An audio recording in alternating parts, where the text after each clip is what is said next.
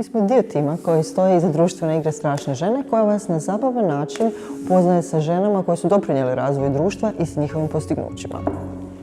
Društvena igra Fierce Women sastoji se od 60 karata strašnih žena i 10 karata akcije. Svaka karta strašne žene u sebi sastoji ime i prezime žene, kratak opis njenog djelovanja, ilustraciju i područje u kojima ikone za kategorije u kojima je ta žena djelovala. Kategorija je 6.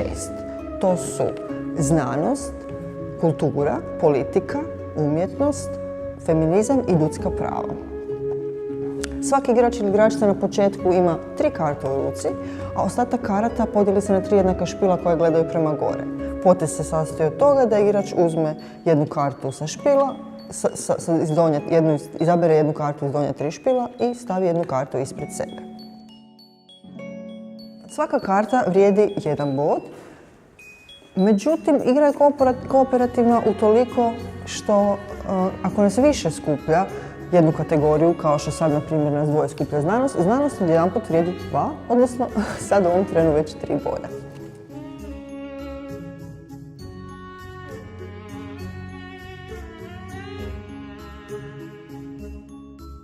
Mi smo 10 godina pisali o ovim ženama na portalu voxfemine.net i pošto smo htjeli da što više ljudi sazna o njima i njihovim postignućima, u suradnji sa 6 domaćih ilustratorica napravili smo jednu zabavnu igru u kojoj može igrati 2 do 6 igrača i traje oko 20 minuta.